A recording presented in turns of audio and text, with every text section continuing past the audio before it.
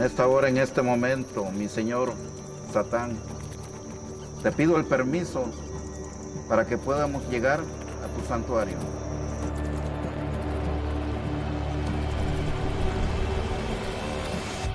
So, knowing what you know now, would you still get cursed? That's a good question. Honestly, I don't know. You're literally begging the devil just to prove to you that God's real. There's evil people, there's evil energies. And if you're playing around with that, you'd be lucky to make it out alive. This is gonna be fun. Y'all better not call me at 2 o'clock in the morning talking about this man is dead. I don't want to hear that.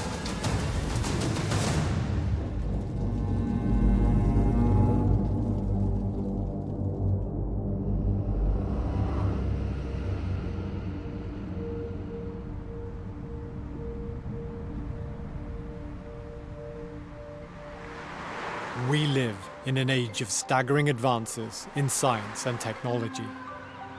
To our predecessors of just a few hundred years ago, much of the world today would be indistinguishable from magic. But we might not be so far removed from the old world of gods and superstition as we might think. 80% of people in the US identify as either religious or spiritual. 3 out of 4 Americans believe in some form of the paranormal, and similar figures are reflected globally. Is belief in the supernatural simply a remnant of an evolutionary trait? Or is there a deeper and more profound truth to the nature of consciousness that we've yet to uncover?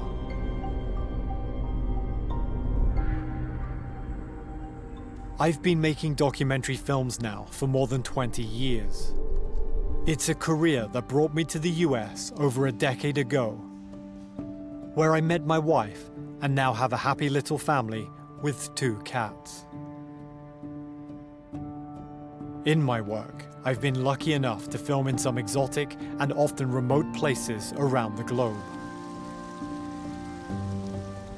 Something that caught my imagination is that everywhere I've traveled, lying just below the surface of our seemingly modern world, there's a persistent undercurrent of belief in the spirit world. I can't help wondering, why are we so hardwired to believe in the supernatural? Surely it's all superstition. That's when I stumbled on an unusual idea. What would happen if I willingly asked someone to put a curse on me?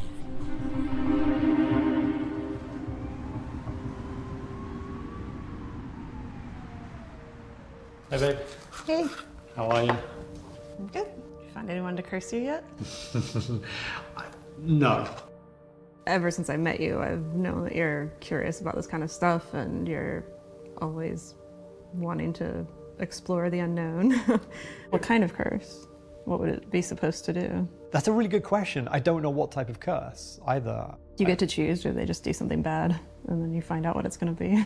I don't know. I mean, and will anyone curse me? Because I'm guessing it's probably a first for people I'm going to speak to. And then there's a question, well, how much do I believe? You want to believe. I'm a skeptic, but you're the Mulder to my Scully. You want to believe. I do. So when I moved to the US, I pretty much came here with 2 suitcases, one with clothes and one was this case of memories. Basically full of old photographs that I have, me in my rock climbing days. What really got me was finding this. I got this book when I was around 10 or 11 years old, and I was obsessed with this. It's called The Unexplained: Mysteries of the Mind, Science, and Space and Time. It has all sorts of things in it, from the history of Stonehenge. Even some of this UFO stuff is being talked about in Congress right now, so it's a real hot topic. But what really excited me and what really captured my imagination when I was a kid was this: In Search of the Sixth Sense, ESP, extrasensory powers. To me, this was magic. I see references to Dr. Ryan of the Ryan Research Center. And what's wild to me is that in just a few weeks, I'm going to be going to the research center myself. And I don't know that 10-year-old me could have ever imagined that I'd be doing this. So I think the fact that I saved this book as one of my most important memories from when I was a child says something about me and I guess why I'm doing any of this at all.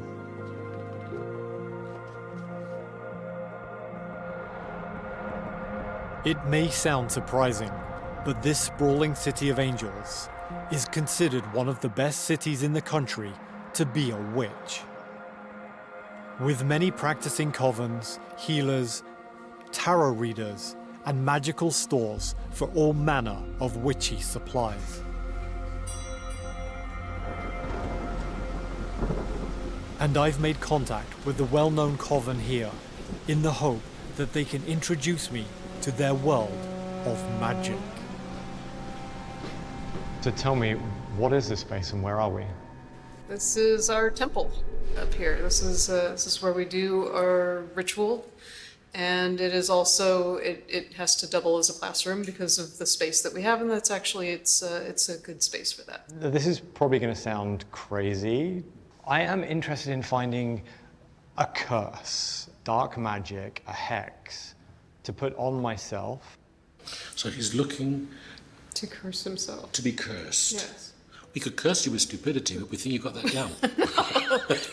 Well, because that's a dangerous idea. I mean, once something like that hits you, undoing it could take a lot more than you think. And sometimes when you're in the throes of something like that, you don't even realize that you are. You're pulling into action a spirit that's going to stalk you and find ways to deliver. Why did you choose that as the thing that you want to see manifest? Do you feel like that's the only real magic, or do you feel like that's the strongest way to experience magic?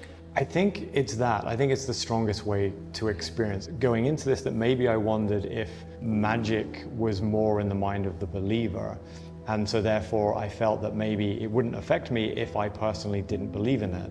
Well, the problem is just from our conversations today, I mean, we're having a conversation and you're getting a different perspective. Reality is starting to get more windows and doors in it, to where a year from now you may be suddenly dealing with a curse and you're completely engaged in that universe. You completely have a sense of it's real. And then it could really take you down. Well, I've certainly got a lot to think about before I go further on this journey. But I would love to see what your spellcrafting looks like. Could we perhaps do something that can help me on my journey to find magic in some way? I mean, magic in some way is to say to open a spirit for the encounter of magic. Yeah. And that we can do. Preferably without you having to be cursed to experience. Yeah, seriously, dude. You suddenly become a doorway into the realm of magic, you could get in trouble. Well, basically, we're going to do a witch's ladder. And this is your witch's ladder, so I'm going to ask you to participate.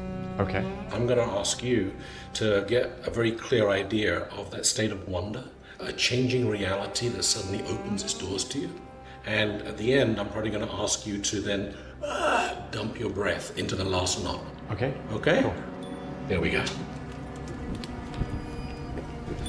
Light and darker turning, lock me in the burning. Light and darker turning, lock me in the burning, me in the burning. This cauldron of witchery is consecrated to the old ways. We shall embark upon our spell. I conjure by the nod of one. To begin the witch's ladder, our work be done. I conjure by the nod of two. That it gets its mark and strikes true. Witch fire starting up. This is a good sign for the work. Conjure by the nod of three, as we show will.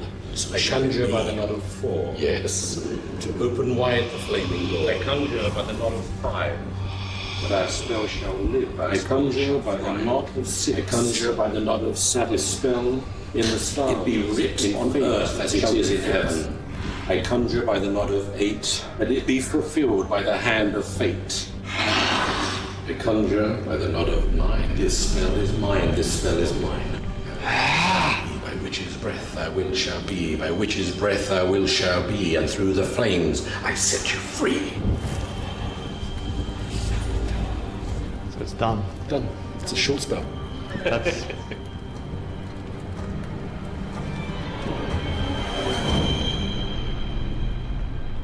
There are many forms of witchcraft. In actual fact, if you have a room full of witches, you're probably going to have more opinions than the number of people in a room, because everybody has a very personal approach to it. And my understanding of witchcraft, a commonality that we share, is that we all have a relationship with the invisible world, with the realms of spirit.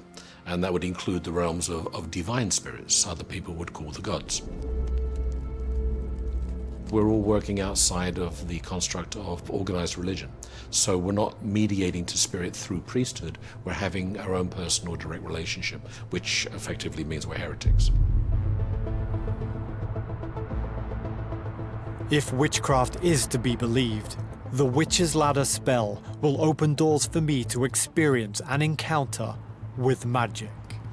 And despite the warnings, I still have my sights set on finding a curse. So I'm heading to a city famous for its history of voodoo.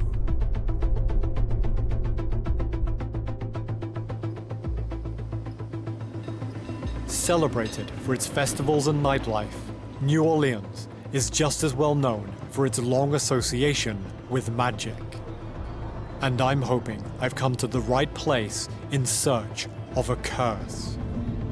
But it's hard to separate the myths of voodoo from its authentic practice.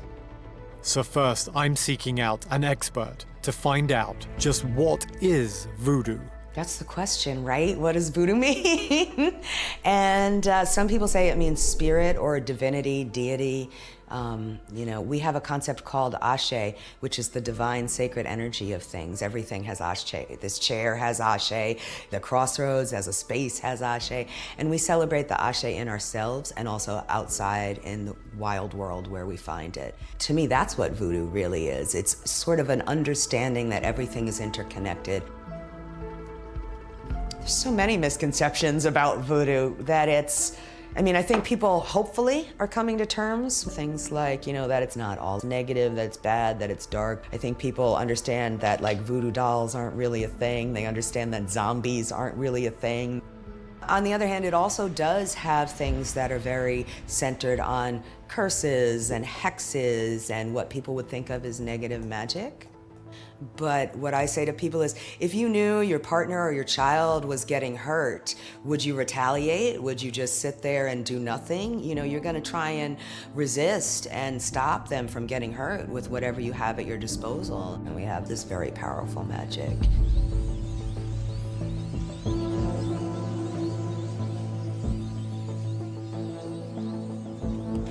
Witchcraft, like all religions, is complex and oftentimes contradictory. And I now know curses are practiced in this tradition. So I've reached out to a well-known voodoo priest in the hope that they might be receptive to my search for dark magic.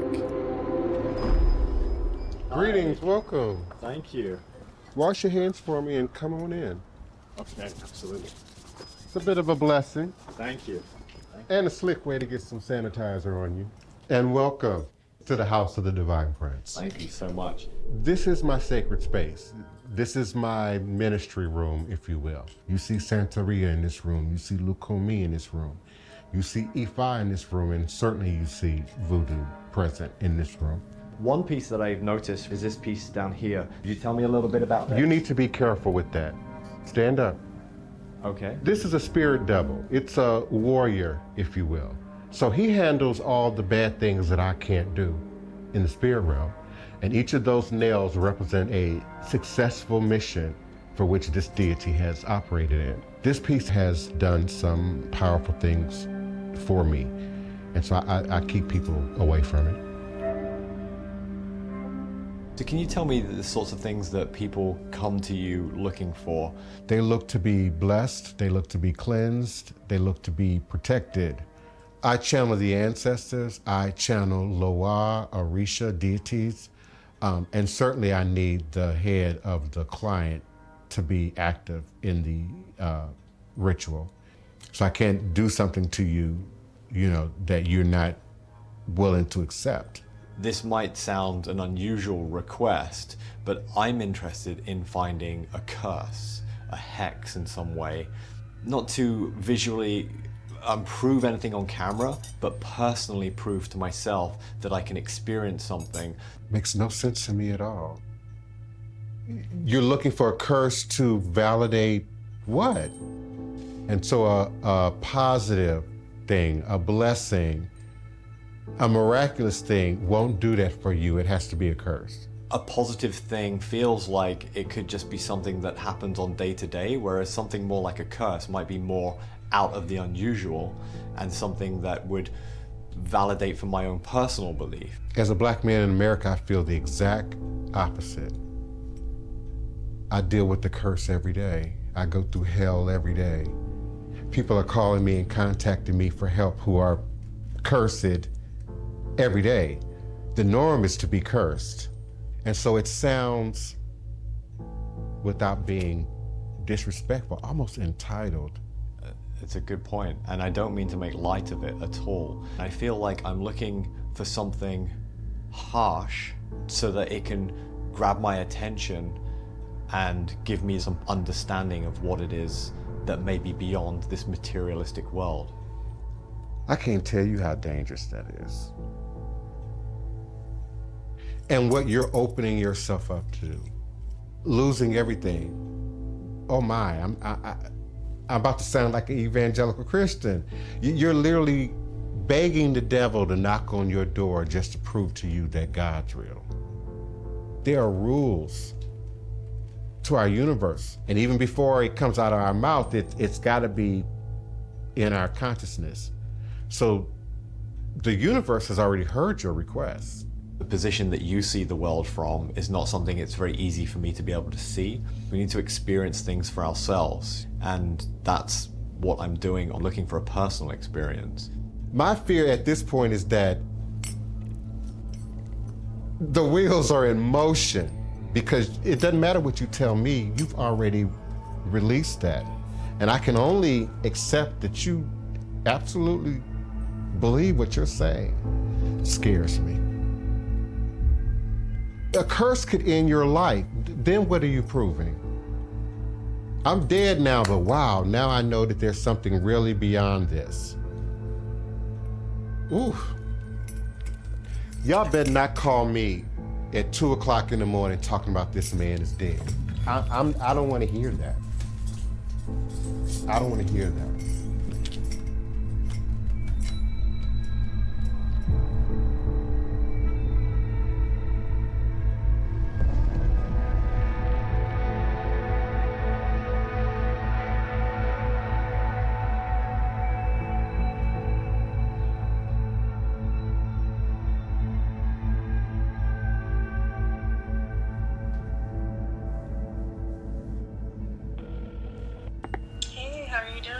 Hi, Ali. We've been having a little bit of a tough time out here. I'm struggling to convince anyone of my meaning and my intention. What's happening when you talk to them? Well, there's been a lot of pushback in terms of, making me consider how much more fortunate I am than a lot of other people in the world. Yeah, I mean, I guess I can get why if you just, say it's like a personal journey, this is the journey I'm on, those kind of sound like buzzwords to people, I think I need to find a better way to articulate why it's important to me, because it is sincere, and I think that if I go out there and say, hey, I'm looking for a blessing, and I walk down the street and I find a $10 note, I feel like that won't change my mind, it won't be the validation that I'm looking for. Are you nervous at all that if you do find someone who's willing to curse you, like what that will actually be like? I don't know what to believe about any of this stuff anymore. I think at the beginning of this, maybe I was more skeptical. As the days have gone on, I'm not sure what I think anymore.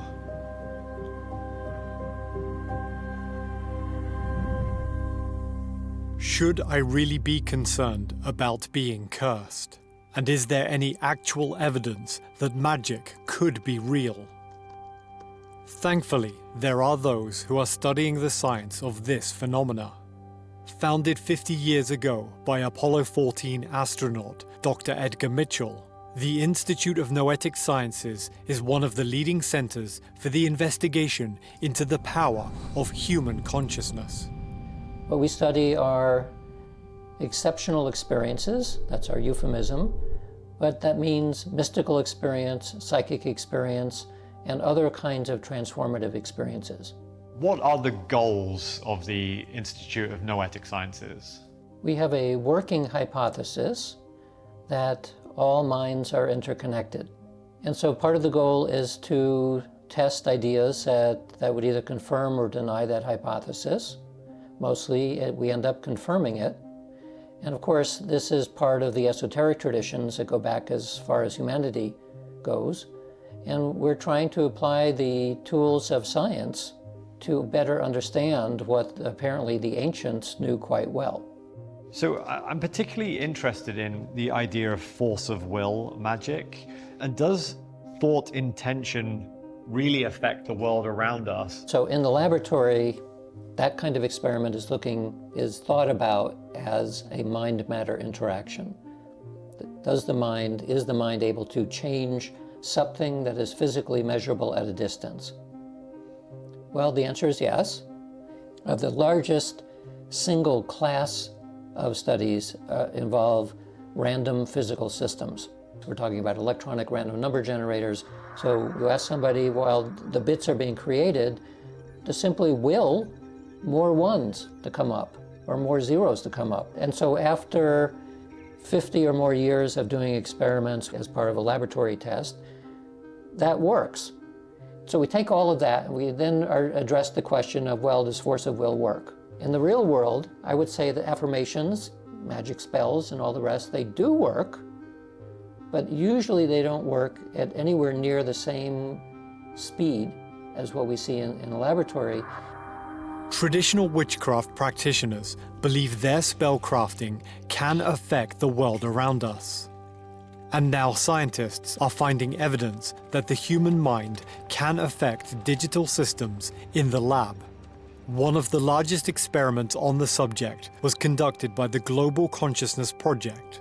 The group placed random number generators around densely populated cities to see if the thoughts and emotions of large groups of people could skew the machine's readings away from a 50-50 chance of being a 1 or a 0, especially during major world events.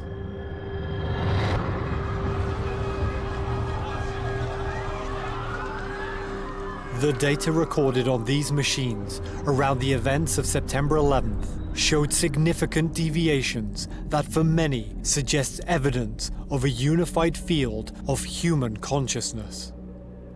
I've asked magical practitioners if they would in some way give me a negative spell, or could be a curse or a hex. What's the likelihood from some of your experience that whether I believe or not, I could still be affected in some way?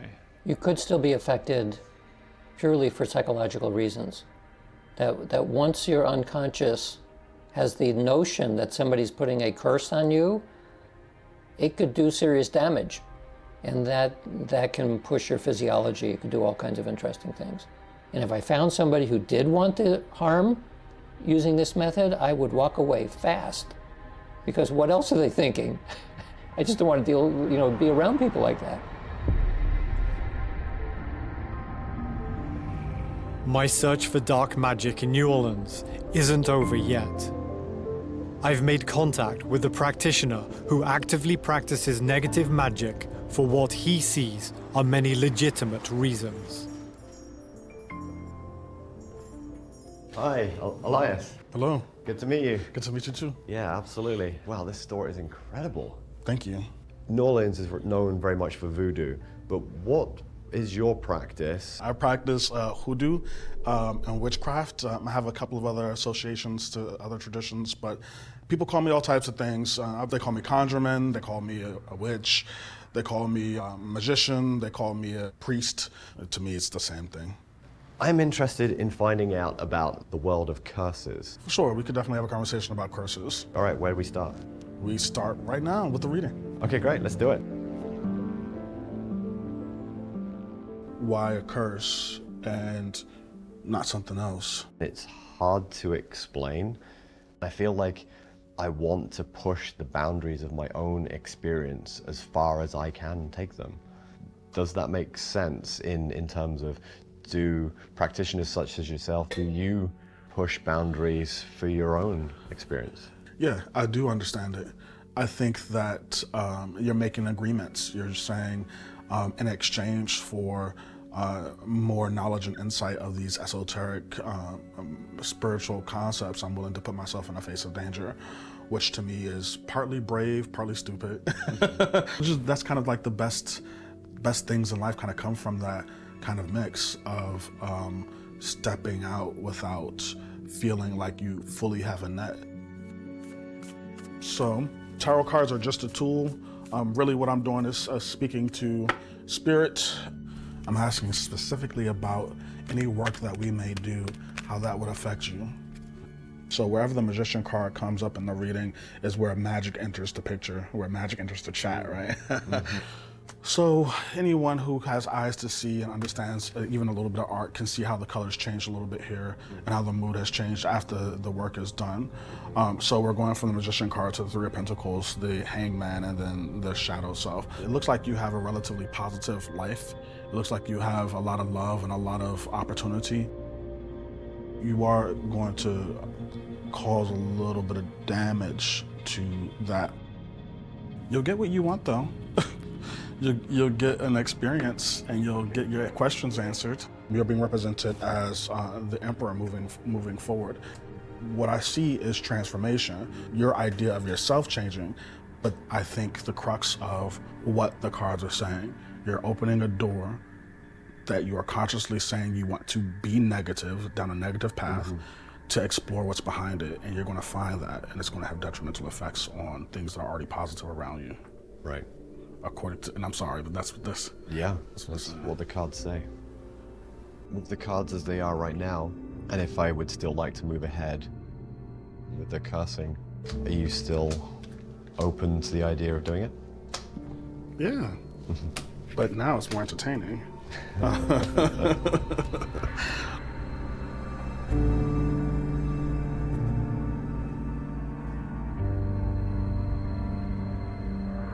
So today we're going to be doing creation of a charm to be effectively a curse. We're going to be first tying you to one of these coffin nails. So some of your hair, we're going to tie it to the coffin nail. This should slow you down a little bit, making it more difficult for you to accomplish things that you hope to accomplish, and then repelling people who could otherwise be of assistance to you away from you. So, sounds fun? Okay. Yes, let's do it. Let's do it. Okay.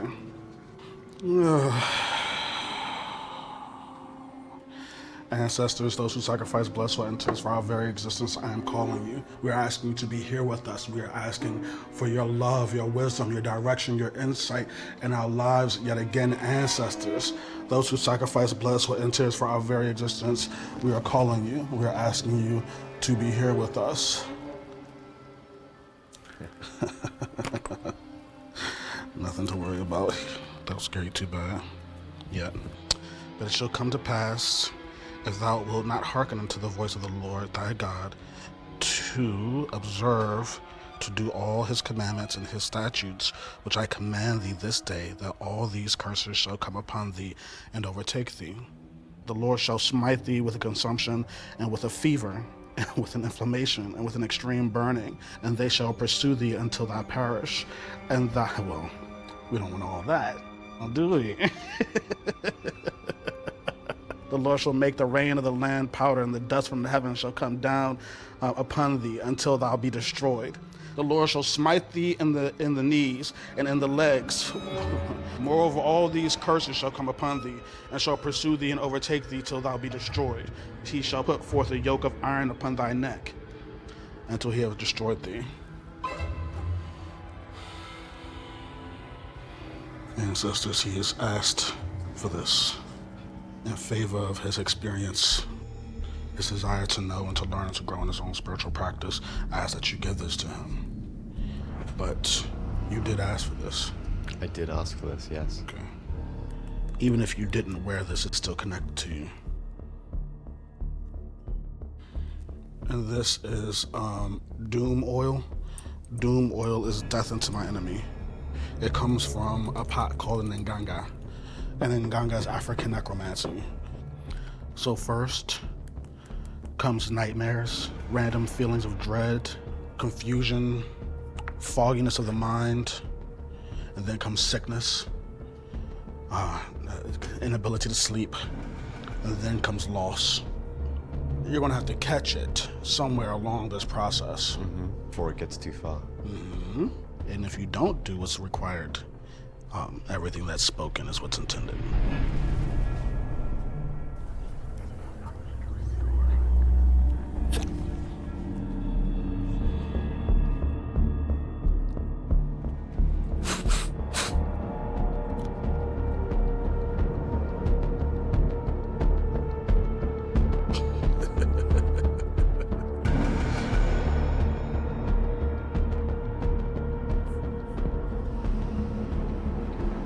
There you go. So, we've done it. Feels heavier than I thought. Wonderful. It's gonna feel heavier and heavier and heavier and heavier, like iron around your neck, like it was said. If you really want to see if it works, then don't take it off.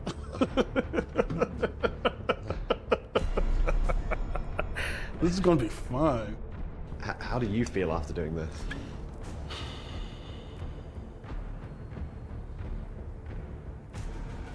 Evil. Wow. That must be quite seductive. It is. But that's the power you're calling on. The devil, right? Quite seductive. And now it's with you.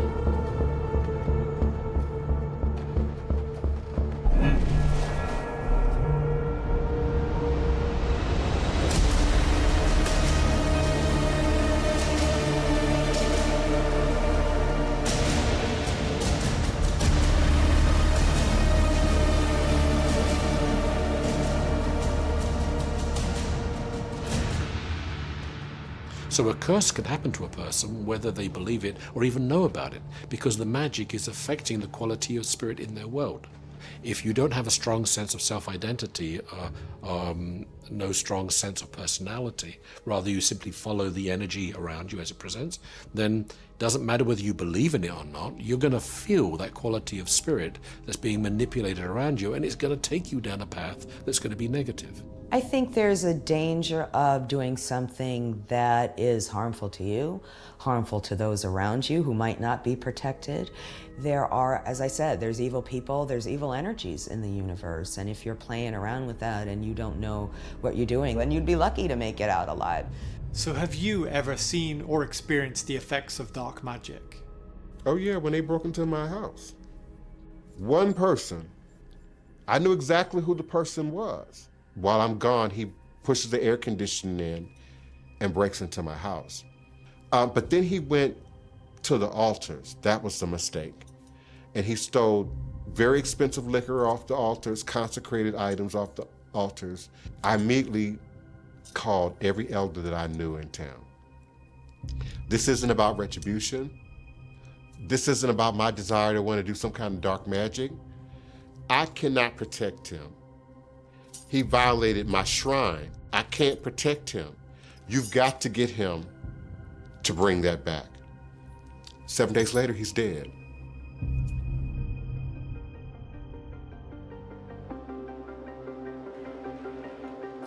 Okay, Leon, you can hear me? Yes, I can hear you. Great. You can go ahead and open the shutter. Okay, the shutter is open. For the last few months, I've heard from those who practice magic. Now I'm meeting with parapsychologists whose research into mind over matter includes the study of spiritual healers. I want to know, how might spiritual healing occur? And should I be worried about the opposite, dark magic? After all, I'm now officially a cursed man. When I was a kid, My family was very open to the type of phenomena that we study here, different sorts of healing. My mother was a healer. It was a family type of thing. And then when I was in my 20s, I found out the Rhine Research Center existed. It was a place where they had scientifically studied ESP, PK, and different phenomena that I was interested in. Well, a lot of years later, in 2009, I joined a research team and started working here. When people think of the term parapsychology, they think of a lot of different things. Many people think of Bigfoot or Loch Ness Monster or, chasing down UFOs. And those are very interesting topics, not what we study in parapsychology. Parapsychology is actually a science that studies 5 very specific phenomena. One being telepathy, mind-to-mind communication. Another, clairvoyance, getting information about objects or events that are hidden. Third area is precognition, getting information through time. We group them together and call them ESP, or extrasensory perception. In addition to ESP, we also study psychokinesis, mind-matter interaction. The 5th area is survival studies. Survival studies includes everything from near-death experiences, out-of-body experiences, past lives, or reincarnation. So those are the 5 areas that parapsychologists study. This is a photo multiplier tube that measures really low levels of light. People naturally produce very low levels of light in the ultraviolet range.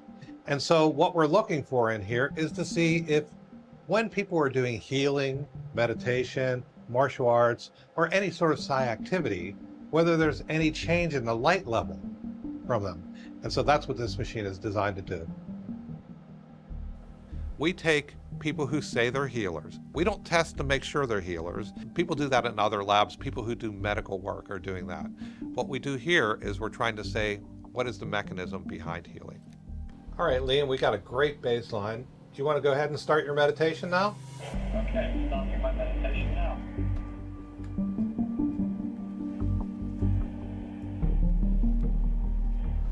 So you can see we started the active session and we had one spike that went up to 12 from the baseline, which was under 7 beforehand.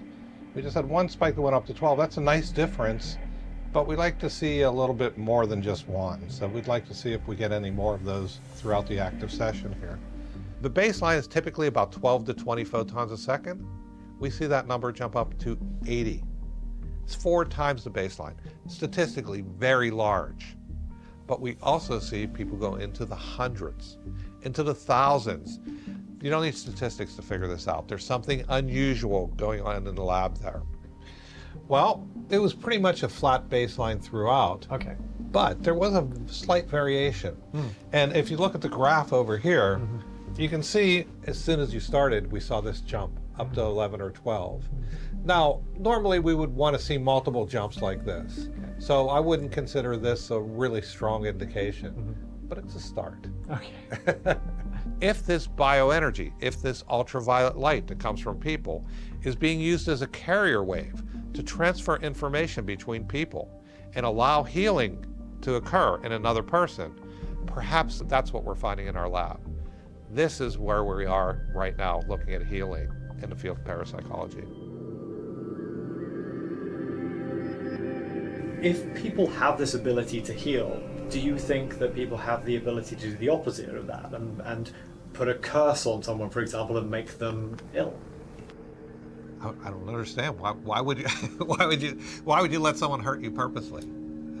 Anyone who is able to affect someone in a healthy way may also be able to affect them in a negative way as well and hurt their health. No one wants to put themselves in harm's way. Why would you actually let someone do that? That would be a dangerous thing. I know you got something else in mind here. Yeah, no. Well, I'll put the cards on the table now. I have been around people who have suggested they have that ability. Of course. And I have asked them to potentially do that to me. Okay.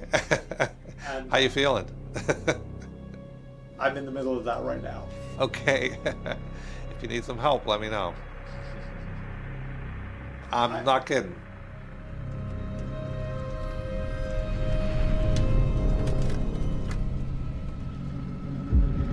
Several weeks after Elias put a curse on me and I started to get some pretty unsettling dreams, the most recent really shook me up and left me feeling just anxious all day.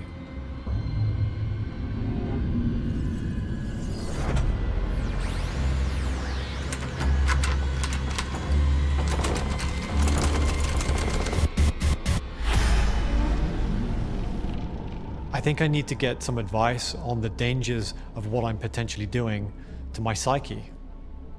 I notice you're not wearing the curse around your neck right now. So I was told that it's at its strongest when I'm wearing it around my neck, but either way, it's attached to me and doing its work regardless. Within about 3 to 4 weeks of going through that experience, I did start to have some very bad dreams.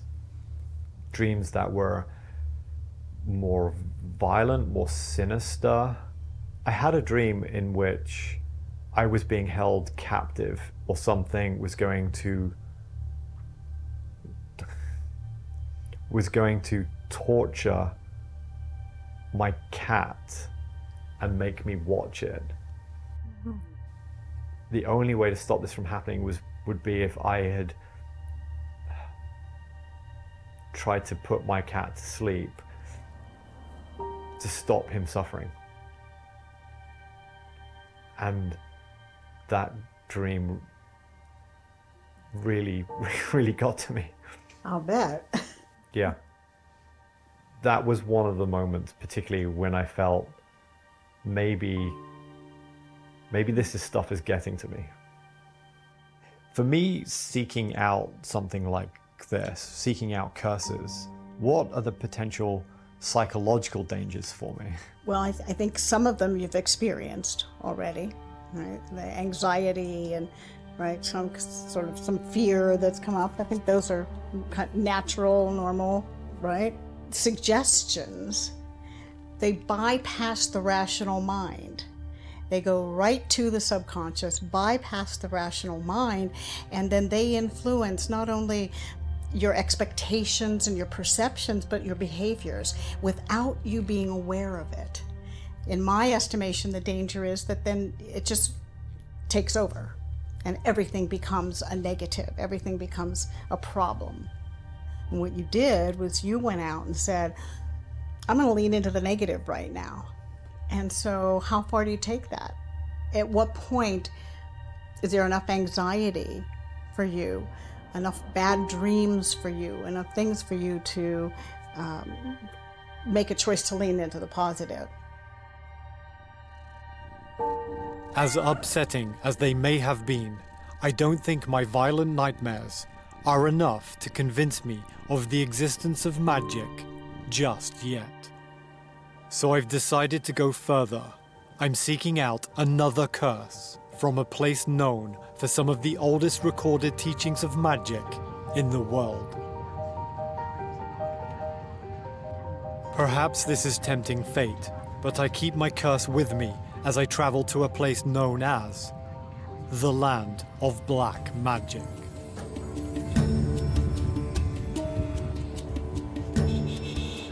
I'm traveling to the village of Mayang in the very northeast of India. Perched on the banks of the vast Brahmaputra River, Mayang's traditional way of life shrouds its rich history of magic, witchcraft, and even human sacrifice. Its unbroken lineage of magical teachings have passed on through the generations for hundreds of years. Today, it's illegal to perform dark magic, and the practices are shrouded in secrecy. Luckily, I have an old friend who's a seasoned journalist here in India, and he's agreed to help me find some of India's elusive magic practitioners. Mayang is not a small place. It must be maybe in the 50, 60, 70 square kilometers area. And Mayang is pretty much the epicenter of all black magic in this country. So this place where we're at here today is a temple which has been around here for hundreds of years now. And It's a primary location where people come to cleanse themselves of any black magic that's been carried out on them. How difficult is it going to be to see some black magic practice for ourselves? It's banned by Indian law. It's very difficult. People are very scared to even talk about it. Forget begin showing you. It's not going to be an easy task. The practitioner here, he helps remove the black magic on you. So somebody may cast a spell on you. He removes all of those spirits. He says he'll be able to clean that out for you. Tara Baba is one of India's mystical tantric practitioners who are said to hold the ability to weave together both our physical and supernatural worlds. I'm hoping to learn more about the power of this ancient practice before I seek out a dark magic experience. और मैं बचपन से ही अपनी पूजा प्रार्थना करता आया हूँ और मैं जंगल में ही रहना मुझे पसंद है। यहाँ पे जंगली जानवर बहुत हैं। ये बाघ है, सूअर है और पता नहीं कैसे कई हजारों जंगल है, सांप है, बहुत बड़े-बड़े सांप हैं यहाँ। आते हैं यहाँ पे आके यहाँ पे बैठ जाते हैं कभी-कभी। All animals is my friend. They're your friends. हमारे हिंदू में 3 तंत्र माने गए हैं, तंत्र, मंत्र, यंत्र, और तीनों चीज़ों का काट है मेरे पास। अगर कोई तंत्र करता है या कोई तांत्रिक विधि करता है आपके ऊपर, जैसे कि भूत प्रेत, पिशाच, black magic, only remove this out. So this is possession of a jinn.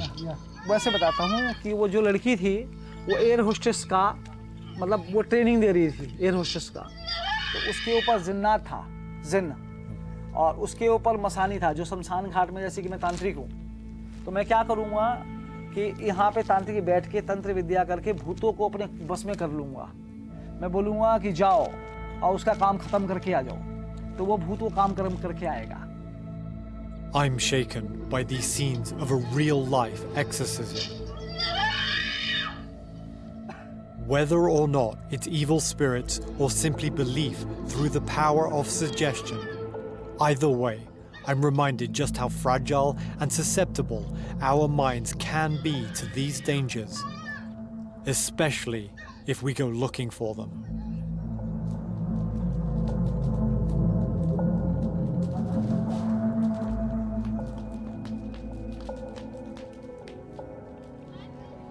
The spiritual practice of Tantra is, of course, much more than witchcraft.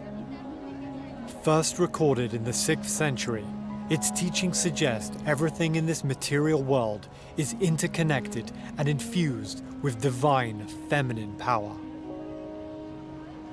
My obsession with finding dark magic seems aligned with an important tantric principle, that by actively engaging with our spiritual obstacles, such as desire and fear, we can learn to overcome them and become interwoven physically and spiritually with all that surrounds us.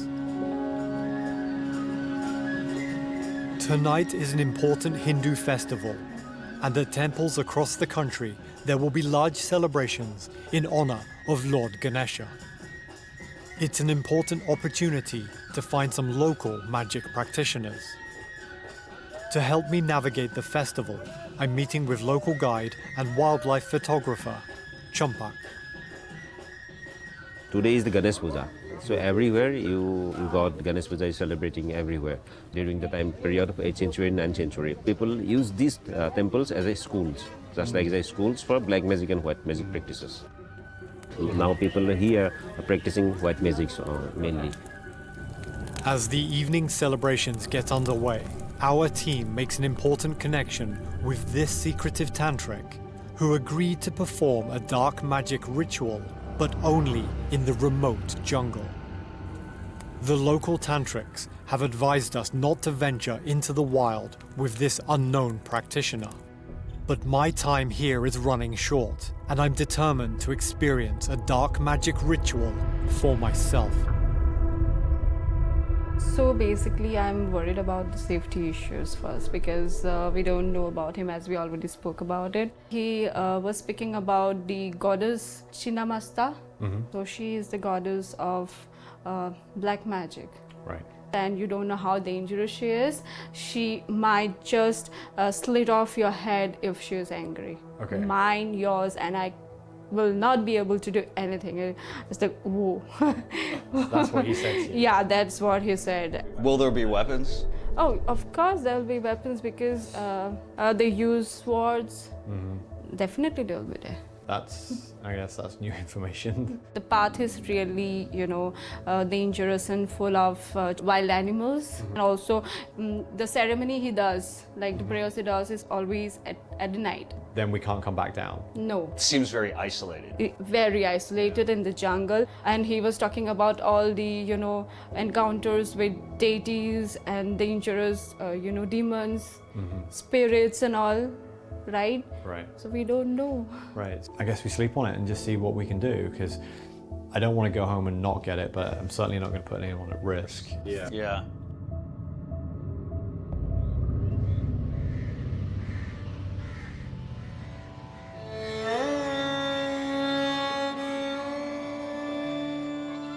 India's spiritual devotees awaken early to begin their daily prayers.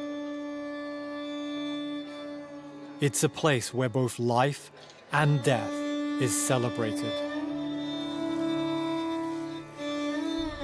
This is our final day here, our last chance to find authentic magic. So despite the warnings, my crew and I have decided to meet the tantric, willing to take us to his place of spiritual practice, deep in the jungle mountains.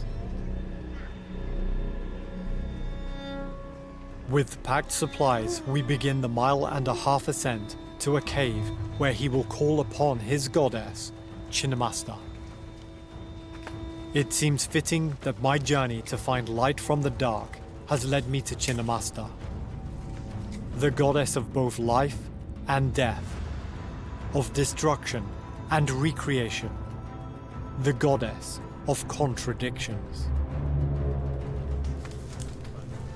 As we near our destination, we cross a ring of brush fires.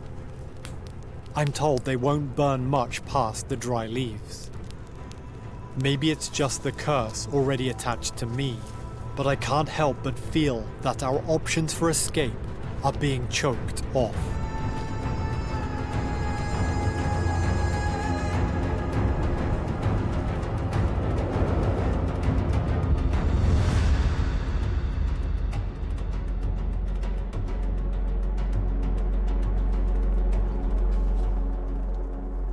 The tantrics prepare the sacred space with offerings to the gods as we await nightfall.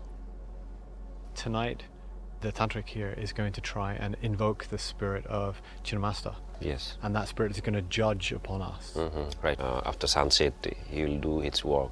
Then, according to him, Ma may appear here, or Ma may talk with us.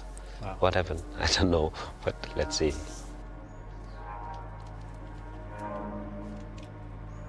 As the night finally draws closer, the tantric focuses his mind, ready for tonight's ritual. Before I have a chance to question the choices that have led me here, I'm summoned into the sacred space. Aye, come here.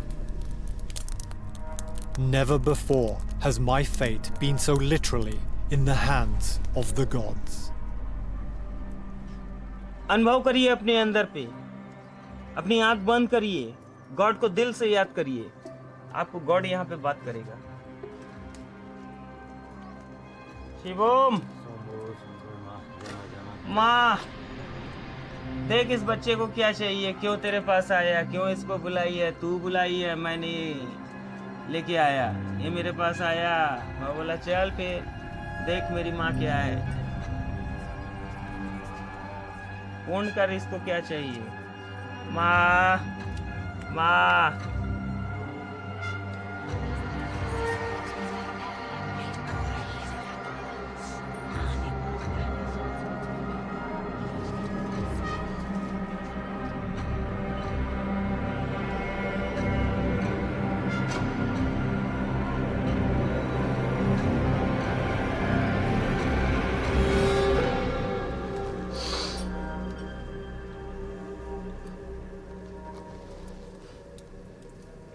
how much feel? Feel good. Feel relaxed. Relax this body. Yes. Feel relaxed. ठीक है। आपका यहाँ जितना देर इच्छा करता है, आप यहाँ पे बैठिए। I'm not sure what I was expecting. Perhaps the goddess herself would rise from the flames. But real magic isn't a stage show trick. कैसा लगा आपको शरीर? How much feel this body? I feel good, I feel strong. Strong? Yes, yes. Very strong. Yes, I do. तो ये माँ का एक ऊर्जा है यहाँ पे ऐसा ही कि यहाँ पे बैठ करके जो व्यक्ति भी आसन पे बैठता है तो उसको एक अच्छी ऊर्जा फील होती है, एक एनर्जी आती है, आगे बढ़ने का एक हौसला मिलता है। आप आया, आपको एक अच्छी एनर्जी मिली। मैं चाहता हूँ कि आप अपने जीवन में कुछ अच्छा करें और आगे बढ़ते रहें। अच्छा कर्म करेंगे, अच्छा फल मिलेगा। There have been times in my life when I found clues that we may all be connected, universally and spiritually, in a way that's hard to intellectually define.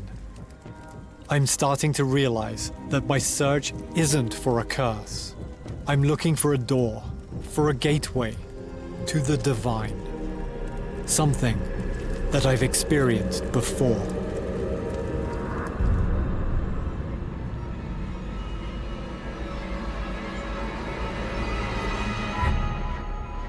There was one big event in my life. I had a big climbing accident. Yeah, I know you told me about that before. So I was climbing a big route back home in the UK. I got right to the top and then my foot got stuck in the rock. I realized I hadn't placed enough gear in the rock as I went up. What that means is I would probably hit the ground if I fell off. It was terror, absolute terror, because I had to get my foot out of the rock that was stuck. And the minute my foot came out, my hands came away. And I fell. I just remember putting my hands over my eyes. I just remember thinking, I'm gonna die, and I just don't want to see it when it happens.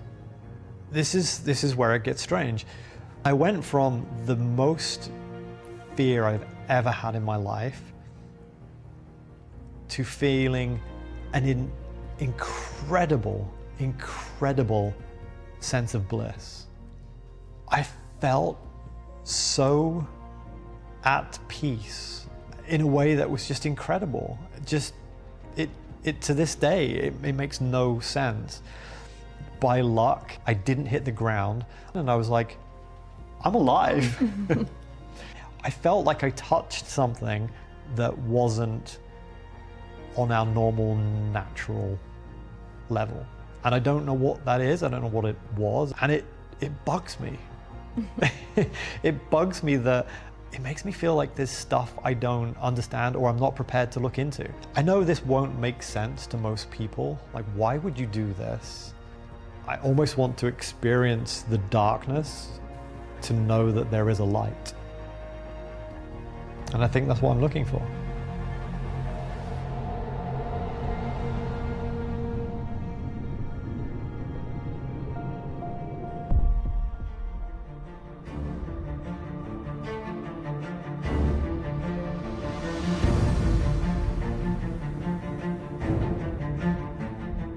I now know that if I want to prove to myself that my climbing fall experience was real, I can't be afraid to put myself in danger.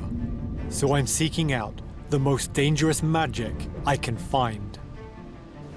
I've come to Catemaco in southern Mexico, a beautiful and deeply spiritual city.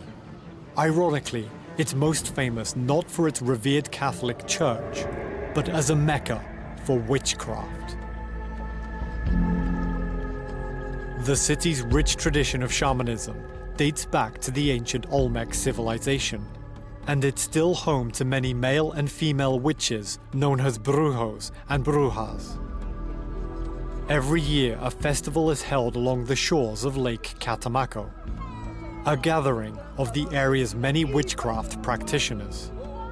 crowds in their thousands will come to see the spectacularly dressed shamans parade through the city.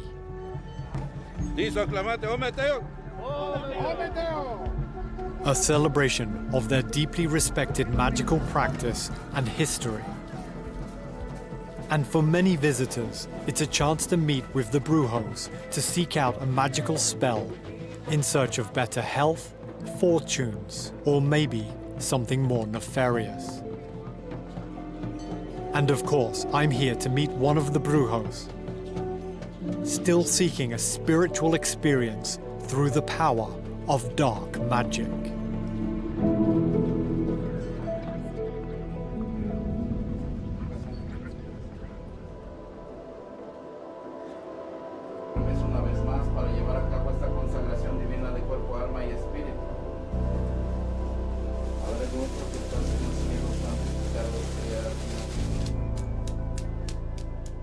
Mi nombre es Juan Rosario Toto, mayor conocido como el hermano Juan.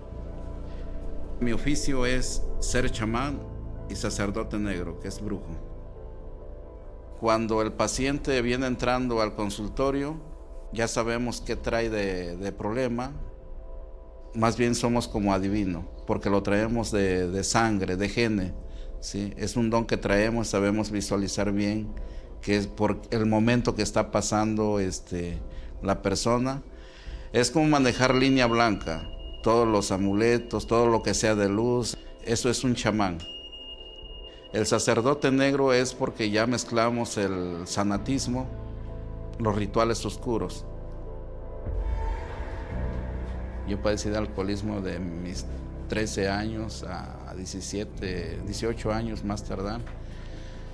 Yo elegí a él a mis 17 años en mi vida personal porque a mí me sacó de una adicción que yo padecía, que era alcoholismo.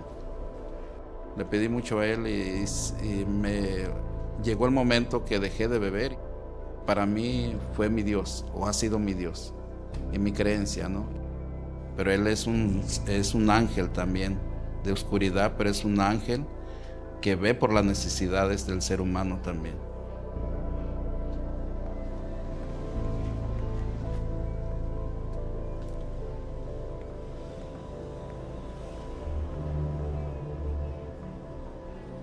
Hola. Hola, hola. Tome asiento. Bienvenido. Mucho gusto. Igualmente, igualmente. In the Christian religions, they say that Satan is a negative and evil person. Why is it that you feel that that's not the case? Él es un ser de oscuridad está diseñado para ambas líneas. Él como puede darte a su merced todo lo que deseas, como te puede quebrantar, como puede cumplir los actos que puedas generar mentalmente y emocional. So I'm looking for something of an unusual request. I'm looking for someone to put a curse on me. Is that something that you could do? Claro que sí, no hay nada imposible de lo que deseas. Honestamente te digo, para mí esto es algo nuevo a pesar de mis 28 años de curación. Claro que sí, si pides un quebranto de tu aura, de tu chakra, de tu vida propia, puedes vivir esa experiencia a través de un encanto, lo que es un pacto con Satán. What are the potential things that could happen to me once I make this request? Cuando ya ponen a un ser humano en castigo negro, es cuando se llama quebranto de líneas. Puede suceder desde un quebranto económico, divorcio, accidentes, pero realmente lo que quieres vivir, yo te voy a guiar y te voy a presentar con Satán para que tú puedas pedir y que te cumpla lo que deseas personalmente. Muchas gracias.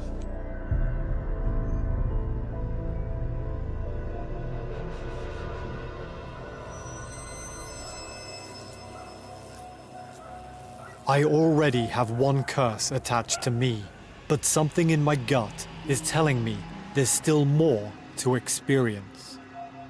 So tonight, Juan has invited me to a satanic black mass.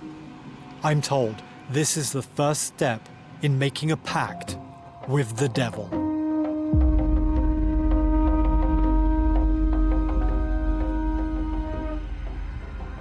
Buenas noches a todos ustedes, bienvenidos.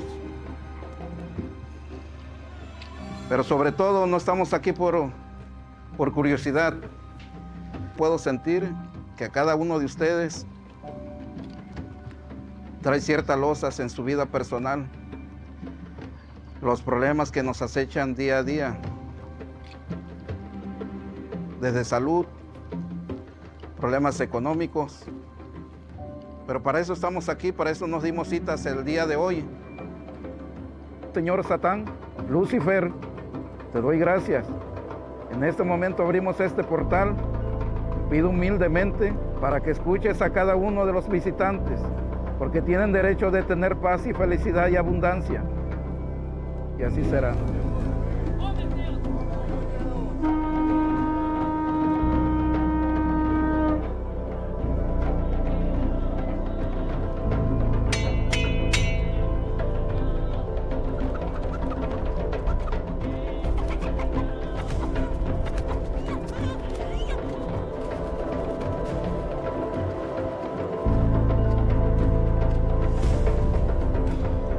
Los invito a cada uno de ustedes, van a hacer una purificación de cuerpo y alma y espíritu. Que en este momento, Señor Satán, todos sus problemas sean desaparecidos. Que en este momento, Señor Satán, resuelve todas las angustias, dolores en el alma. Oh Señor Satán, que todo lo que llegue en su vida se cumpla. Presentamos a este hermano que viene de tan lejos por un propósito. Que su propósito se cumpla. Que así sea, hermano.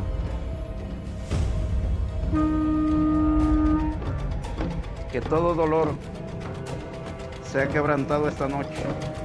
No los dejes solos, Señor de la oscuridad.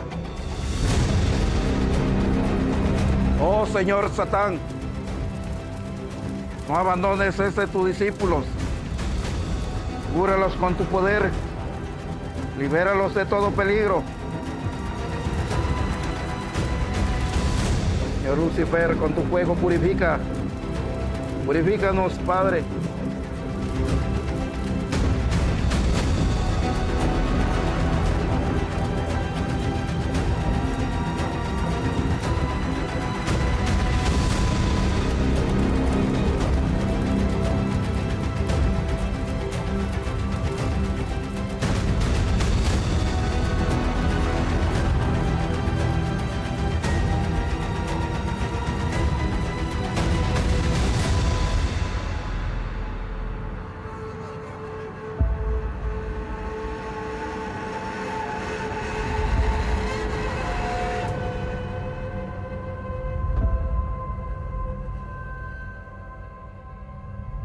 So tonight was pretty intense to see and be a part of. It's hard to talk about the emotion, the sense of the feeling you get, the energy level that you get when you're in an environment like that. The music, the smoke, the fire, the drums, it's all building up inside of you and it creates a really powerful energy. And I can see why that puts you in a state of mind that could make you more susceptible to believing. Or some would argue that it puts you in a state of mind more open to receive and to connect with the spirit world. So tonight, in theory, I opened up this dialogue, this conversation with Satan. But that's just the first part. Tomorrow we're going to Satan's cave. Juan says it's where he has a more powerful and direct connection with the spirit world. And there I'm going to enter into a pact with Satan to put this curse upon me. I think how this one is different and how the game has changed is that in this scenario I have to write down exactly what it is I want to occur. So I'm not asking to test somebody else's power, I'm actually requesting a curse upon myself. I'm entering a pact with Satan to request a negative thing, an illness, an injury, or even death. I want to give this a serious attempt at experiencing something supernatural. But is it supernatural, or am I just using my own mind against myself? I have to think very carefully about what I write in this pact, what I'm requesting is so extreme that I don't even want to share it with anyone. Because there may be some very real consequences to what I'm doing, and whether magical or psychological, I guess I'll have to wait and see.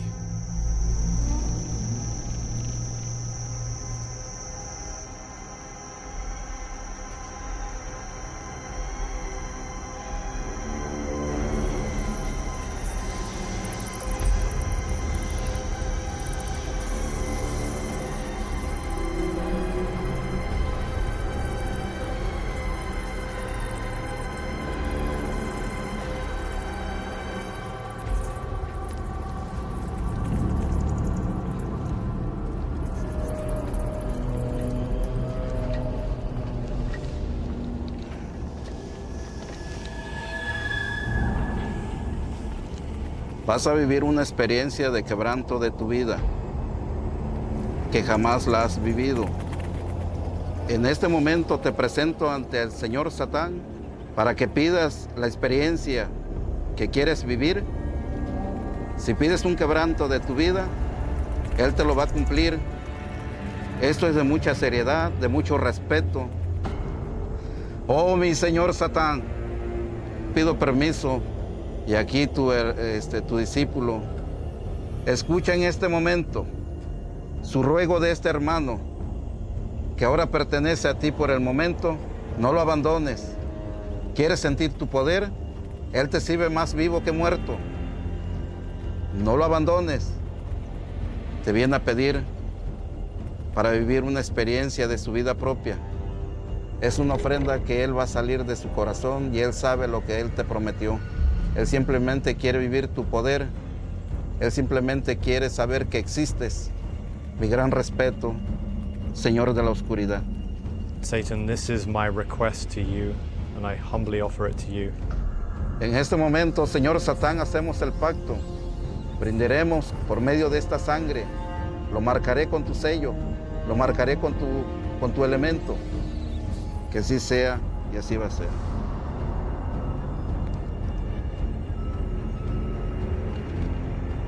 Bien.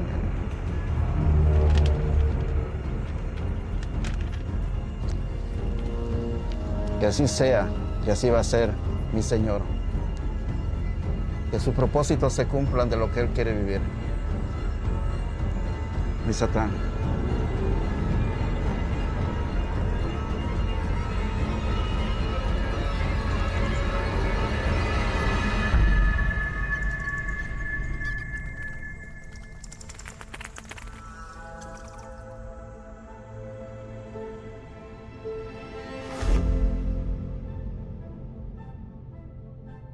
Do you see a correlation or any connection between the power of suggestion and magic?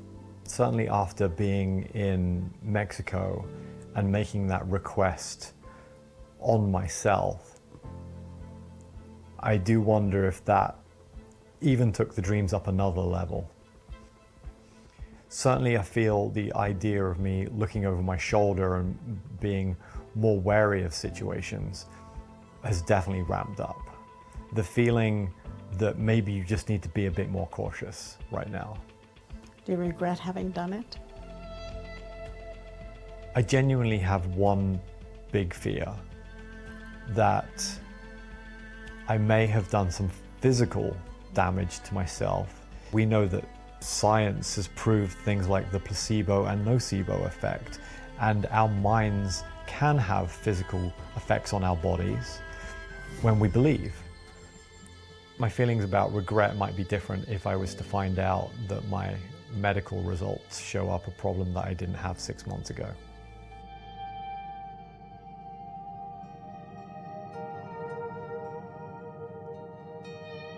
So mountain biking is definitely one of my biggest passions in life.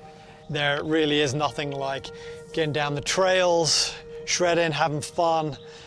And I got to admit, since going to New Orleans, getting a curse, and then coming out of the cave in Mexico, it's put me off riding, and that's been getting me down. So I've decided to put that behind me right now. I got to get out on the trails, have some fun, and just stop thinking about all that stuff, you know?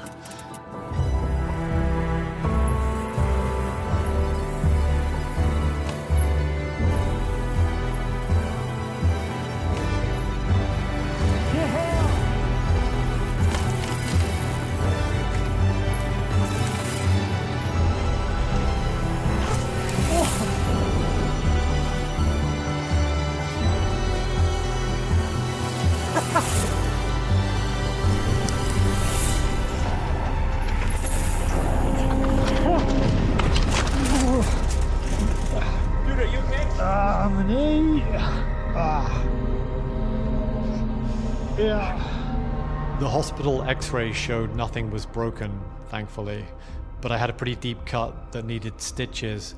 The swelling to the knee was pretty extensive and took 5 or 6 weeks to try and get myself walking properly again. Even when I tried to get away from it, my mind's haunted by curses. Where your attention goes, your energy flows. And I fear I'm becoming a danger to myself.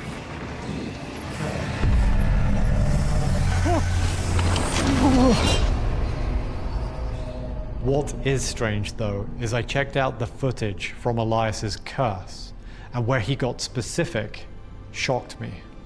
The Lord shall smite thee in the knees and in the legs. Is magic real? And if so, where does it come from? Magic is the fact that you are an animate creature existing currently who is conscious enough to ask the question. That is magic. So, yes, magic is as real as that. It's not wrong to go out and seek experiences. There is value in it, but you have to be careful, because all those things are true. All those things are very, very true.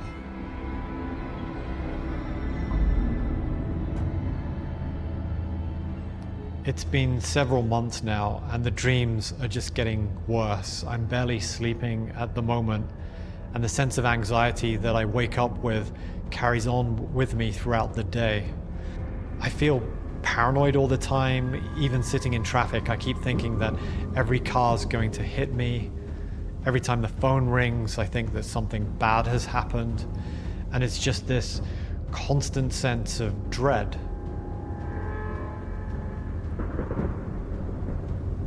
Maybe it's connected to my lack of sleep, but I have this physical feeling that something bad is coming.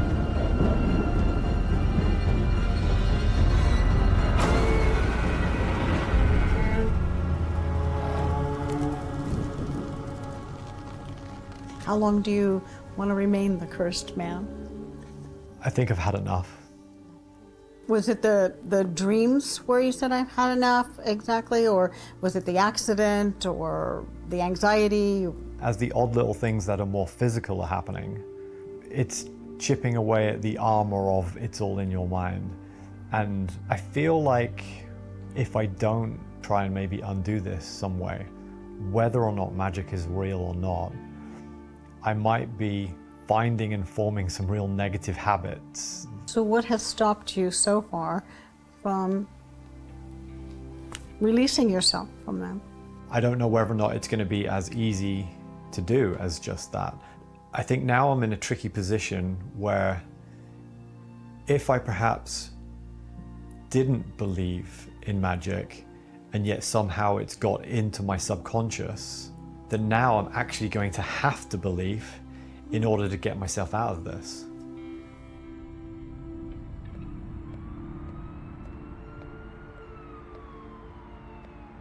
Despite your warnings, Yes. I have found not one, but 2 people who were prepared to put a curse on me. See, this is why they wonder about us Brits. They think we're Right. crazy. But I can't imagine why. And I feel like I'm getting a laundry list of things that are starting to go wrong. I have brought with me a couple of clips from the things that have been done to me. We're going to be first tying you to one of these coffin nails. So some of your hair, the Lord shall smite thee with a consumption and with a fever, and with an inflammation and with an extreme burning, and they shall pursue thee until thou perish. The Lord shall smite thee in the knees and in the legs, and he shall put forth a yoke of iron upon thy neck until he have destroyed thee. Wow. Damn, dude. So that was about 6 months ago now, and there's certainly been some things happening to me. Did it start happening in your dreams? Yes, that I'm having pretty severe nightmares now, actually. You haven't lost any limbs or anything since, though, right? No.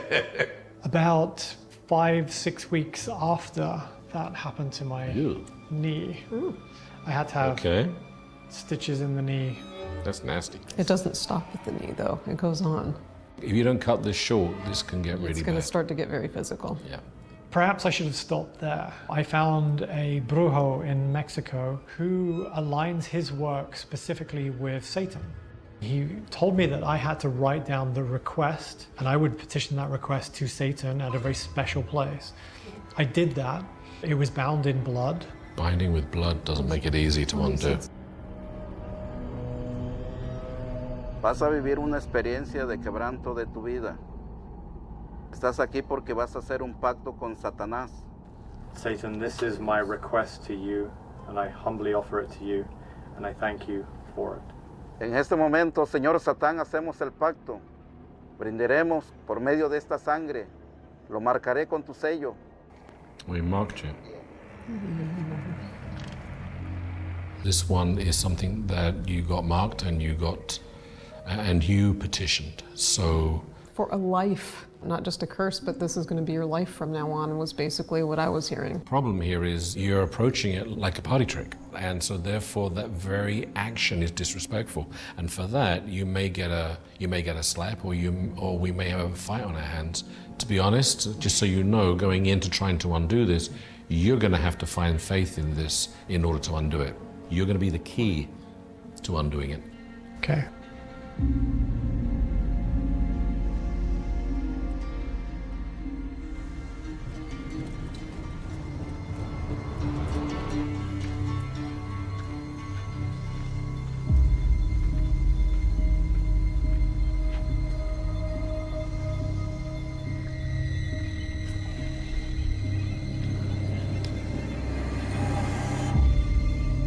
Okay, you ready? I am. All right, come with me. 1 is thine, 3 for thee, 9 is mine.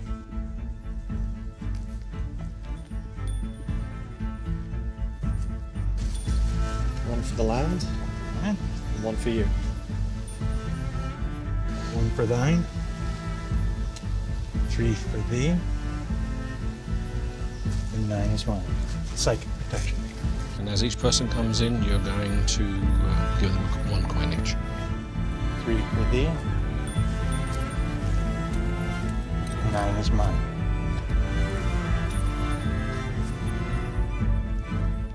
Accept your payment.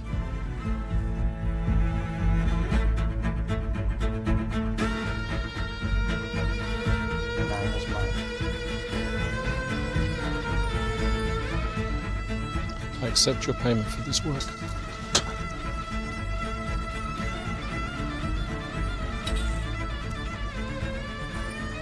We are grouped here together to close contracts for Liam, legitimate reasons. I think he was a fool, but we're here to undo it.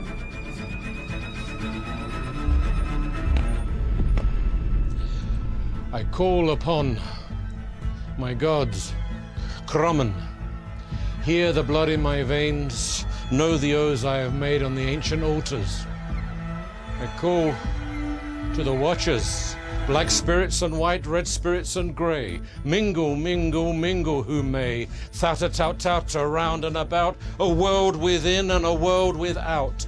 A world within and a world without. The good stay in and the ill stay out.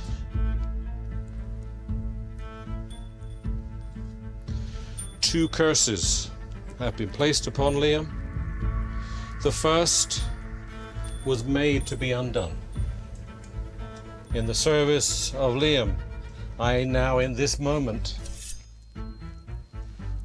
sever this curse bound tight.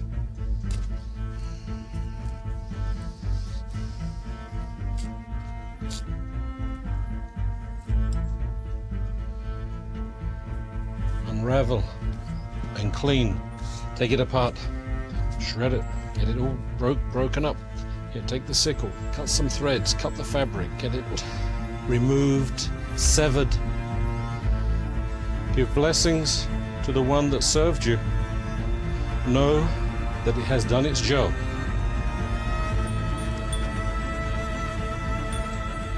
Thank you for giving me this experience, but I'm glad that it's ended. This is over, and it is done.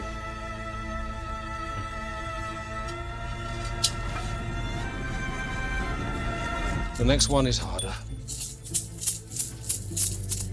Cover and tread.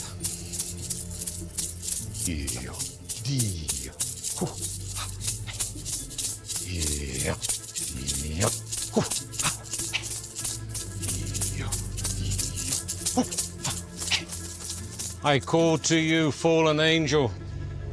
The contract now, he asks, be brought to close.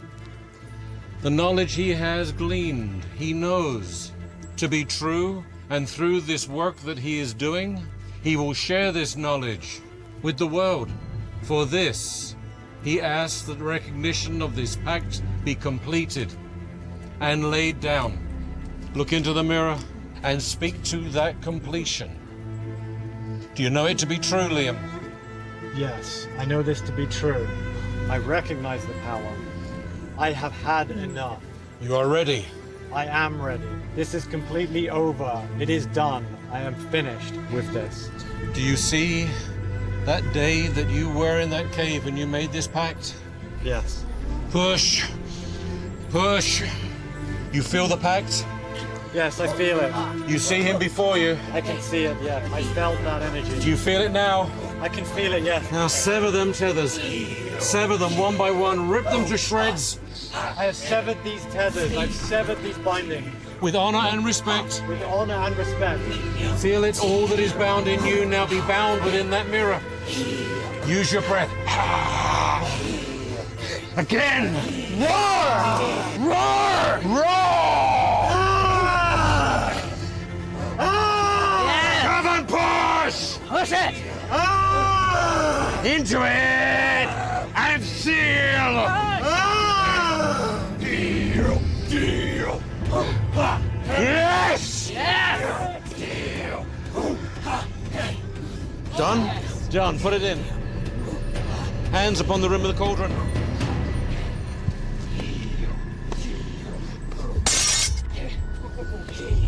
That's done. Push!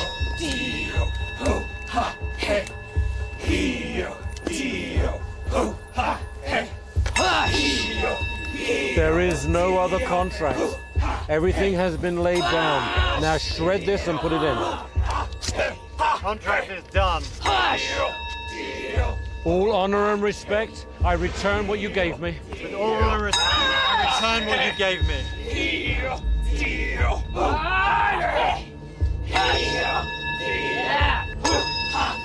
Down.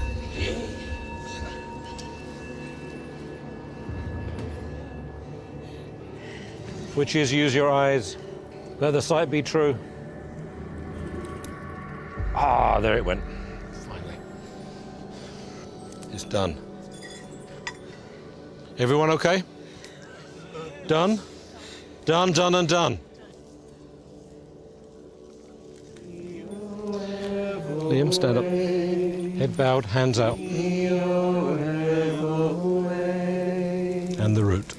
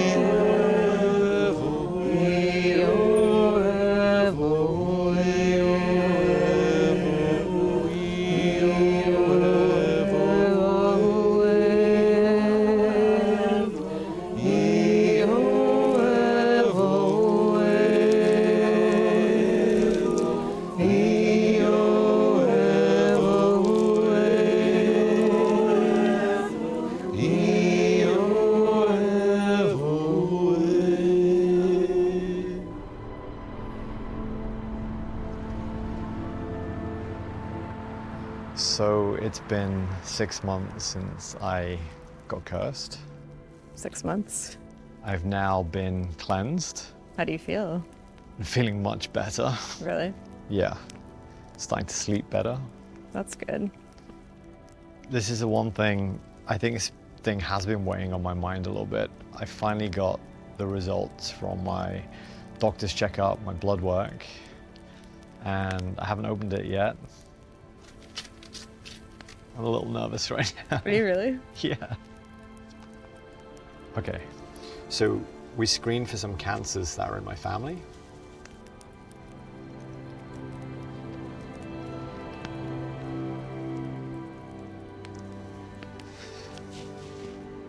And the screenings are normal. That's good. So how do you feel? I mean, honestly, that's a real relief. You were worried about that. Yeah.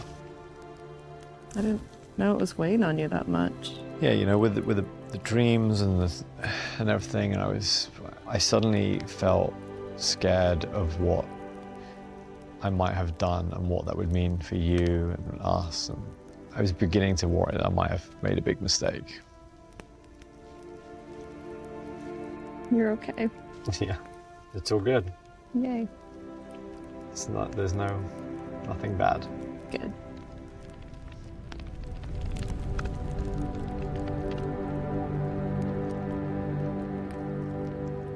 I think magic is definitely real. I don't know if it's quantifiable. That's a different thing. And then what are we measuring it with? But it is demonstrable, it's effective. In a way, I almost want to define it the same way I would define culture, like that complex whole that makes up a person. The root of magic is the ability to wield free will. We use our free will to bring about specific change in the future through actions today. So our relationship to divine spirits is a lot more dynamic than most people have in other religious systems. Hay personas que piensan que la brujería es mala. Realmente visitar a un chamán es reencontrarse con nuestros miedos. ¿Qué hacemos nosotros? Es liberar todo eso, ¿sí? De sus miedos, de sus pesadillas, de sus obstáculos negativos. Es cuestión de fe nada más. La fe va a contar mucho en el ser humano para que su éxito. Can we do and have we done things that are pretty incredible? Absolutely. But I don't have a magic wand. I'm not going to fix your life overnight, particularly if you're not invested. They're not considering their role, their accountability, their responsibility in the life that's manifesting for them. So what would I say to people who think that it's evil? Go back and challenge every thought that's been pushed on you as a person. Your mind is your reality. And so what you decide to let in and what you decide to let go of will then shape the world around you.